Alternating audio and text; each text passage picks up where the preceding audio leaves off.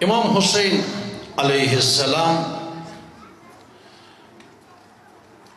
Medine'den çıkarken kardeşi Muhammed Hanefiye'ye bir vasiyetname yazmıştır.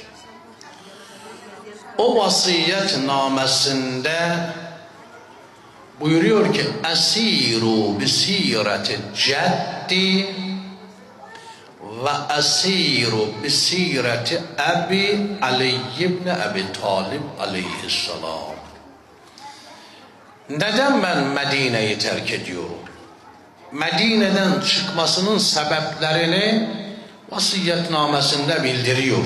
İnni lem ahruc eşiran ve la batiran ve la zalimen ve la mufsida. Ben mal toplamak için, para pul toplamak için, ben arazi, bağ, bahçe sahibi olmak için, ben fitne fesat çıkarmak için Medine'den ayrılmıyorum. Haractu innama haractu li talabil islahi fi ümmeti ceddi. Dedem Resulullah'ın ümmetinin ıslahı için Medine'den çıkıyor. Bu sözleri söyledi. Ve en son buyurdu ki ve esiru bisireti ceddi ve Ebi Ali ibn Ebi Talib aleyhisselam. Ve dedem Resulullah'ın siresine göre, sünnetine göre, babam Ali'nin siresine, sünnetine, sire yani yöntem, sire yani tarz, dedem Resulullah'ın tarzı gibi, babam Ali'nin tarzı, yöntemi gibi yaşamak için Medine'den çıkıyorum.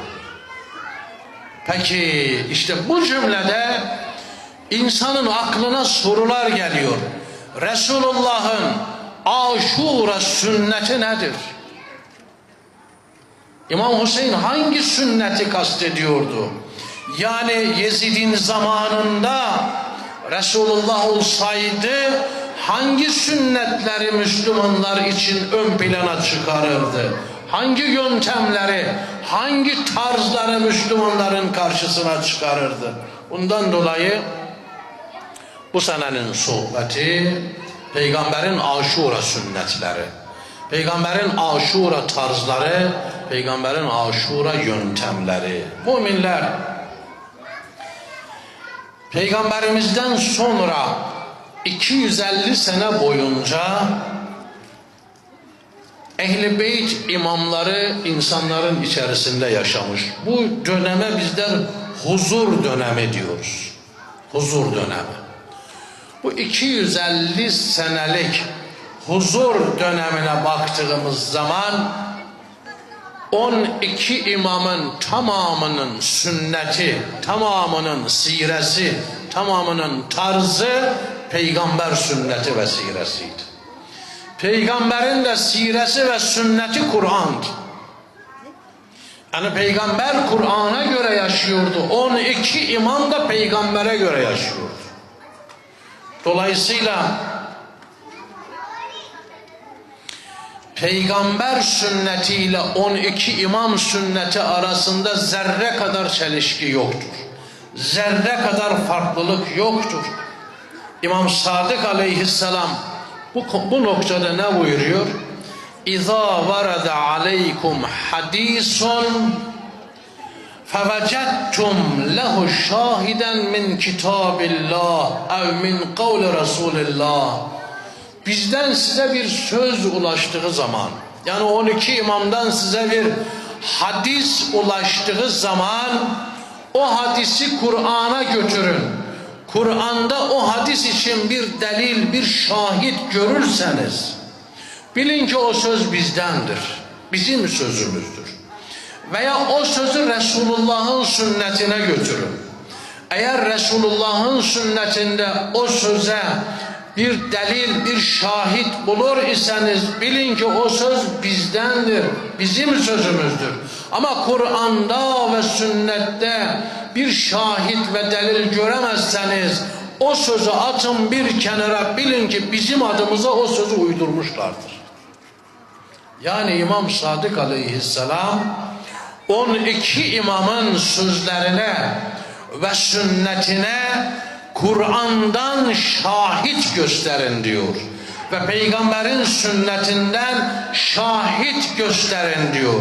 Eğer bu ikisinde şahit ve delil bulursanız bilin ki o söz Ehl-i Beyt'indir. İşte bu noktaya geldiğin zaman Şia kardeşim, Alevi kardeşim, gerçek sünnet ehli sensin. Gerçek ehli sünnet sensin. Çünkü Şia kimdir? Şia 12 imamın vesilesiyle peygamber sünnetine amel edenlerdir. Peki Şia'nın dışındaki Müslümanlara ben buradan soruyorum. Sen kimlerin ağzıyla, kimlerin vesilesiyle, kimlerin aracılığı ile peygamber sünnetine gidiyorsun? Sen de buyur cevap ver. Bak biz ne kadar açık, net, şeffaf diyoruz ki biz gerçek sünnet ehliyiz. Ehli sünnet biziz. Ehli sünnet ne demektir? Peygamberin sünnetine amel eden. İmam-ı Sadık'tan daha iyi o sünneti kim bilebilir? İmam Hüseyin'den daha iyi o sünneti kim bilebilir? İmam Hasan'dan, İmam Ali'den daha güzel peygamber sünnetini kim bilebilir? Bunları kim kabul ediyor? Şia ve Alevi kabul ediyor. Gerçek sünnet ehli Şia'dır. Peki sen kimlerle o sünnete amel ediyorsun? Ben söyleyeyim.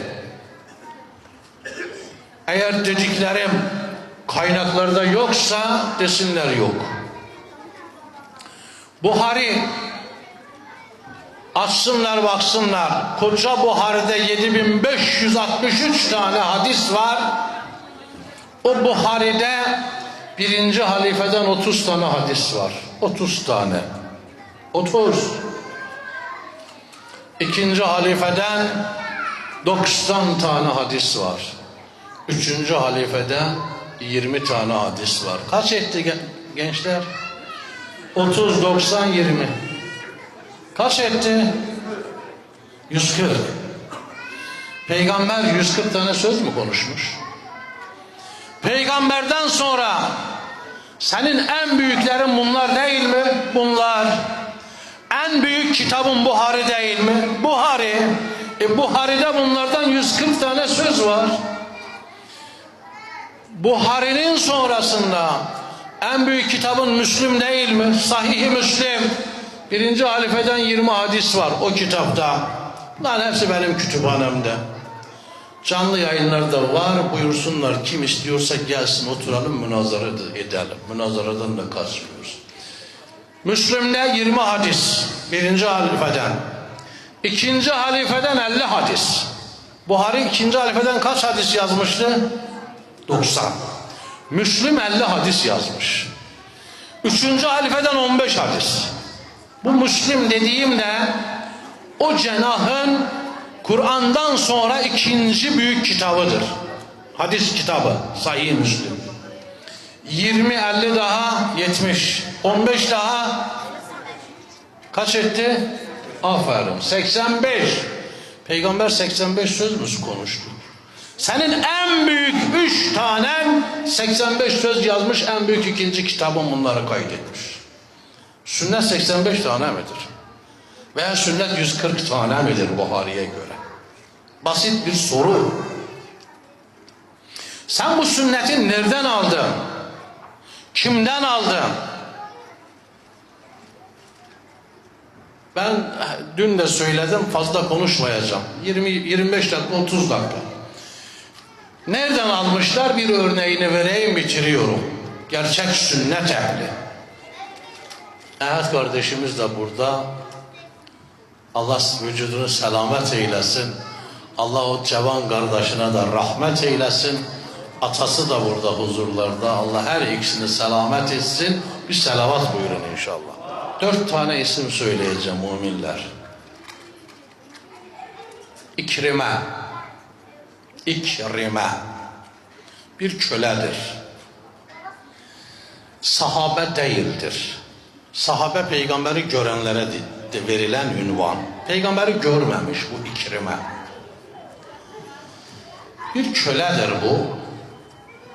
Ali İbni Abbas, Peygamberimizin amcası Abbas'ın oğlu Ali,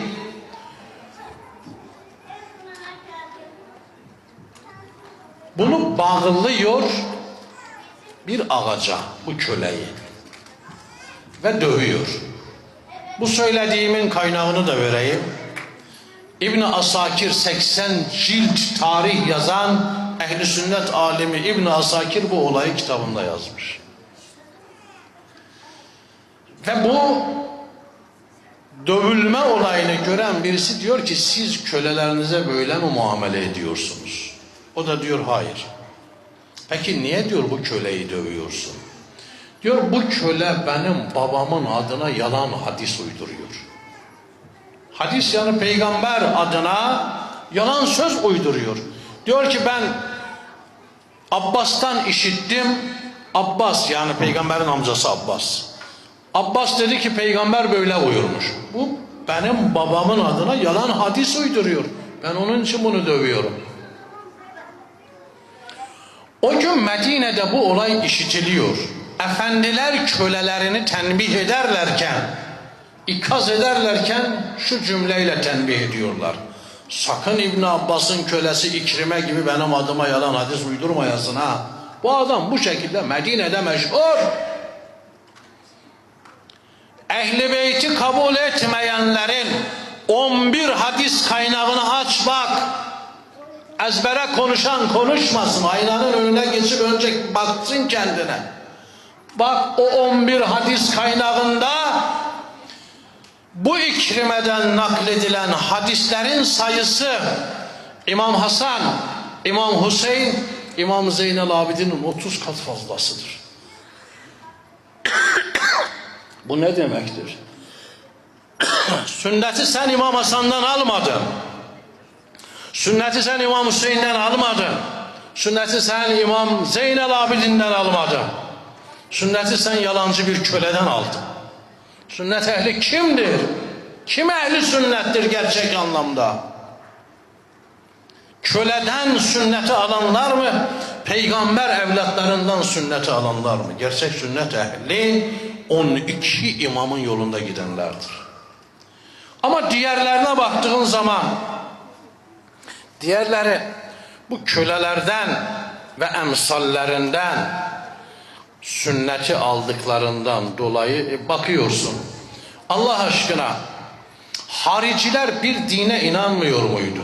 Hazreti Ali'yi kafir gören hariciler.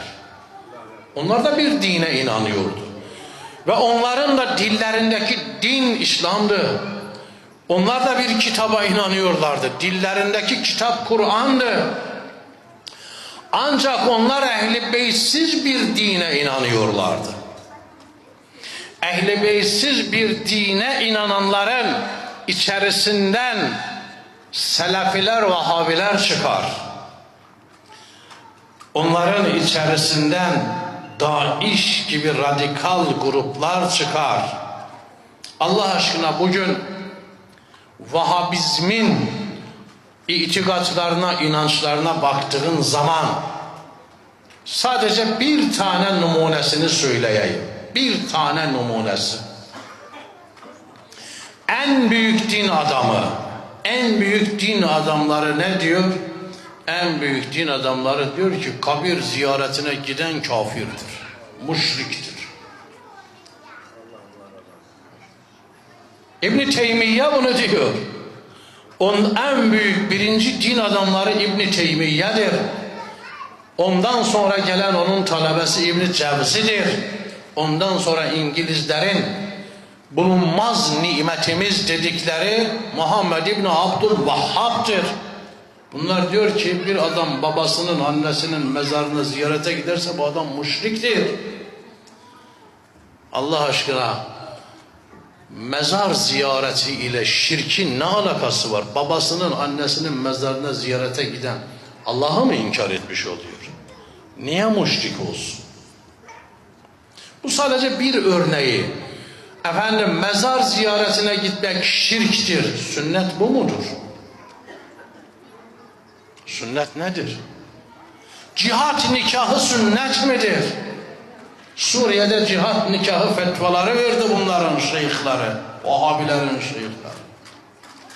Dolayısıyla müminler, İmam Hüseyin aleyhisselam Aşura günü daha gelmeden Medine'den çıkarken buyuruyor ki ben dedem Resulullah ve babam Ali için yaşamak gayesiyle Medine'den çıkıyorum. Peygamber Efendimiz'den 50 sene sonrasına baktığımızda İmam Hüseyin Aleyhisselam'ın peygamber sünnetini ihya etmek için o gayeyle yola çıktığını biz görüyoruz. Dolayısıyla sünnet Kadir-i Hum'dur, Sakife değildir. Peygamber sünneti Kadir-i Hum'la devam etmiştir. Peygamber sünneti Sakife ile devam etmemiştir. Bir soru sorayım. Ehl-i Beyt'in siresinde Peygamberin siresinde, sünnetinde Ehl-i Beyt'e düşmanlık var mıdır? Basit bir soru. Peygamber siresinde, peygamber sünnetinde Ehl-i Beyt'e düşmanlık var mıdır? Yoktur. Peki peygamberden hemen sonra Ehl-i Beyt'e bu düşmanlık nereden geldi? Kim bu düşmanlığın tarafında durdu? Kim bu düşmanlığın karşısında durdu? Onun içindir ki ayet buyuruyor. لَقَدْ كَانَ لَكُمْ ف۪ي رَسُولِ اللّٰهِ اُسْوَةٌ حَسَنَةٌ. Peygamber sizler için en güzel örnektir. Rol modeli arıyorsan en güzel rol modeli peygamberdir. Kimler için peygamber rol modelidir? Allah'a inananlar için, kıyamete inananlar için. Dolayısıyla bitiriyorum müminler. Peygamberimiz 3 zümrenin modelidir. 3 zümre. Yani şu anlamda başka bir ifadeyle sözü arz edeyim. Peygamberimizi model edinmenin 3 tane şartı vardır. O 3 şarta sahip olanlar o 3 zümreden birisi olurlar. Birinci şart, peygamberi rol modeli edinmek isteyen insan Allah'ı kabul etmek zorundadır. Allah'ı kabul etmeyen insan peygamberi rol modeli olarak kabul etmez. İkincisi, kıyameti kabul etmek zorundadır. Ayet öyle diyor. Üçüncüsü, Allah'tan korkmak zorundadır. Allah'tan korkan peygamberi kendisine rol model edinir. Ve bizler Peygamber Efendimiz'den hemen sonrasına baktığımızda birileri ve hatta çokları peygamberimizi kendilerine rol modeli edinmediler. Mesela örnek vereyim. Yezid Allah'ı inkar ediyordu. Allah'ı inkar ediyordu Yezid. Vahyi inkar ediyordu. Yezid diyordu, ne bir vahiy haber gelmiştir, ne bir vahiy vardır. Bunlar Muhammed'in yalanlarıydı. Hatta ve hatta Hazreti Ali'nin şehadetinden sonra Emeviler hilafet ki Muaviye'ye geçti. Emeviler bir toplantı yapıyorlar. Ebu Sufyan o zaman çok yaşlanmış, gözleri görmüyor. Bunun ellerinden tuttular, getirdiler meclise. Hilafet bunun oğluna geçmiş. Bu kalktı dedi ki, şu anda burada Haşimilerden kimse var mı? Dediler yok. Peki bizim sırrımızı dışarıya verecek birileri var mı burada? Dediler yok. Burada bulunan herkes bizdendir. Dedi öyleyse beni iyi dinleyin. İktidar sizin elinize geçti. Hükümet sizin elinize geçti. Abdülmuttalib'in yetimi, Abdülmuttalib'in peygamberi kastediyor. Yetimi geldi, Allah dedi, vahiy dedi, Kur'an dedi, bu insanları aldattı. Ve iktidarı ele geçirdiler. Şu anda bu sizin elinizdedir. Birbirinize verilen top, nasıl top insanlar arasında, oynayanlar arasında paslaşılır, o top paslaşıldığı gibi iktidarı kendi aranızda paslaşın. Elinizden çıkarmayın. Ne vahiy vardır, ne ayet vardır, ne din vardır. Bunlar peygamberi rol modeli kendilerine edinebilirler mi? İşte bunlar Peygamber sallallahu aleyhi ve aleyhi ve sellem Efendimizin getirdiklerinin karşısında olduklarından dolayı o gün Peygamber Efendimiz'i zirve noktada rol modeli edinen Hazreti Hüseyin aleyhisselam ceddinin Medine'sini terk etmiştir. Ama terk ederken hangi sünneti özellikle hedefine alarak Medine'den çıkmıştır? Toplumu ve insanları nuranileştirmek için. Yarın inşallah bu cümleyle devam edeceğiz. Toplumu ve insanları nurlu kılmak, nuranileştirmek, münevver kılmak için Hazreti Hüseyin Medine'den çıktı ve kendisini feda etti. İnsanlar münevver olsunlar, insanlar nurani olsunlar, insanlar manevi olsunlar, manevi bir hayata sahip olsunlar diye Medine'yi terk etti. Çünkü dedesi Resulullah'ın da sünneti toplum ve insanları nuranileştirmekti. Allah Azze ve Celle cümlemizin akıbetlerini hayırlı eylesin. Allah Azze ve Celle İmam Hüseyin Aleyhisselam'ın şefaatlerini cümlemize nasip eylesin. Aleyhisselam buyurun.